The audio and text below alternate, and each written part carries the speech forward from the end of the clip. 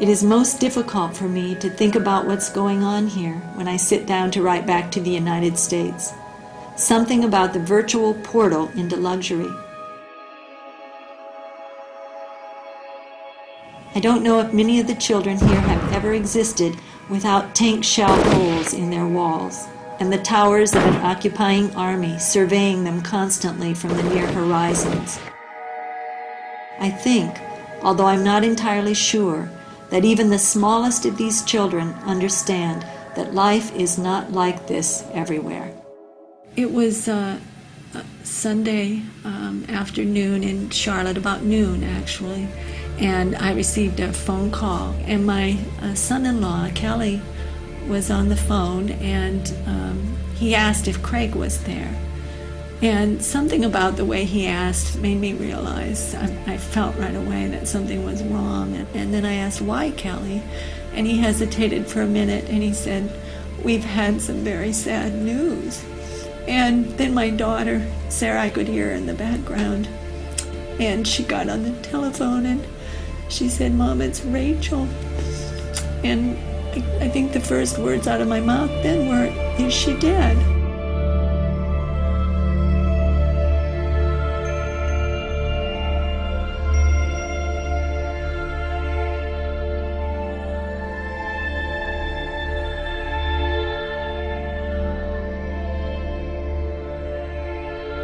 We were opposing the demolition of farmland and other property, Palestinian property, by Israeli destruction forces and bulldozers.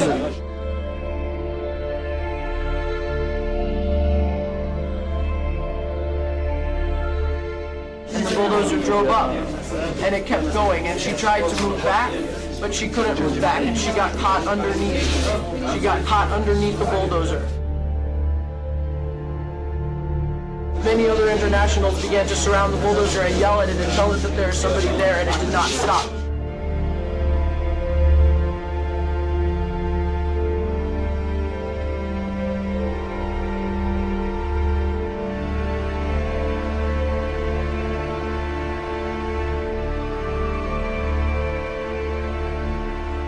Where Rachel was killed, she was protecting a doctor's home.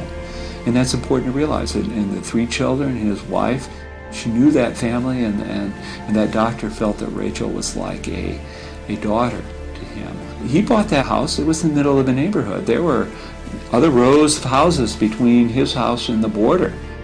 Those other homes, those other streets were all destroyed, and now it was his turn. And I've had people say, well, she was in a war zone, and Cindy points out that war zone is people's neighborhoods. Those are children. I'm here for other children. I'm here because I care. I'm here because children everywhere are suffering, and because 40,000 people die each day from hunger. I'm here because those people are mostly children. We have got to understand that the poor are all around us, and we're ignoring them. We have got to understand that these deaths are preventable. We have got to understand that people in third world countries think and care and smile and cry just like us. We have got to understand that they are us, we are them. My dream is to stop hunger by the year 2000. My dream is to give the poor a chance. My dream is to save the 40,000 people who die each day. My dream can and will come true if we all look into the future and see the light that shines there.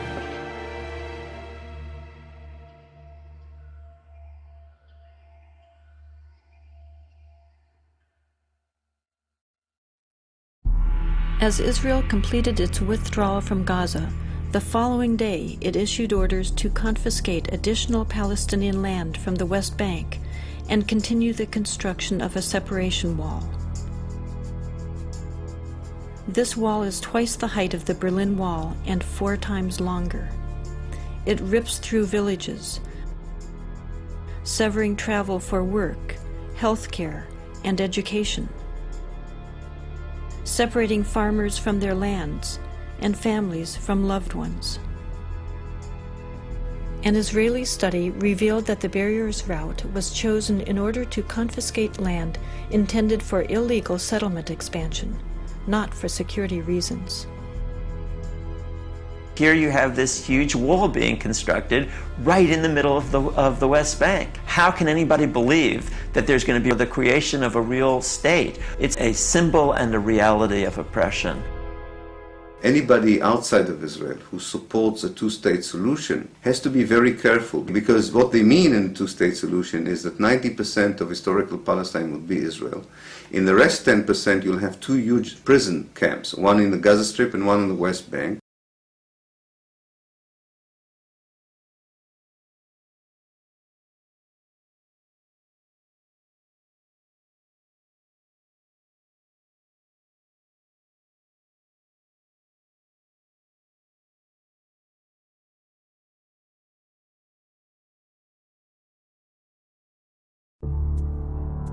The people who fought in the war were also the people who wrote the history books of the war. And they already had a story that they made up about what had really happened. And that story was integrated in the Israeli educational system. It was integrated in the media and the political discourse. Some of us who work as Jewish educators have been admitting over the last maybe 10 years that it is propaganda. Israelis don't understand what's going on. They don't know the occupation. We began to educate ourselves. And the first thing we did was invite women, Palestinian women, to come into our homes and talk to us and tell us what exactly was the problem as they saw it. And little by little, we learned about their lives. We learned about the suffering they encountered on a daily basis.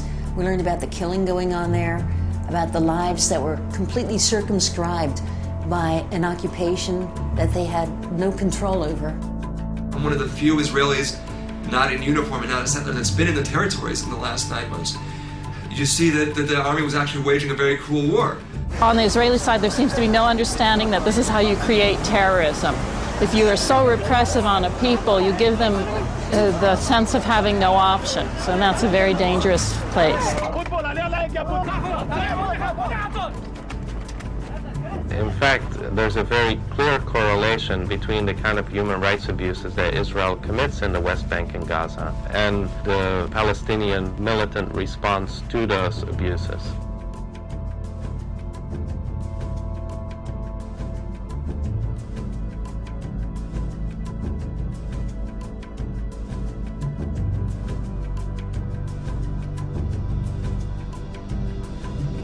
Most Israelis have very clear views. This is a very political country. And when you talk to somebody, you can argue all night. And you can go red in the face or blue in the face or whatever the color, you won't get anywhere. But when somebody says, I refuse to do this, this is wrong for me, for us, for our country, this is immoral, and I'll go to prison rather than do it. And one guy does it, 5 guys, and 50, and 100.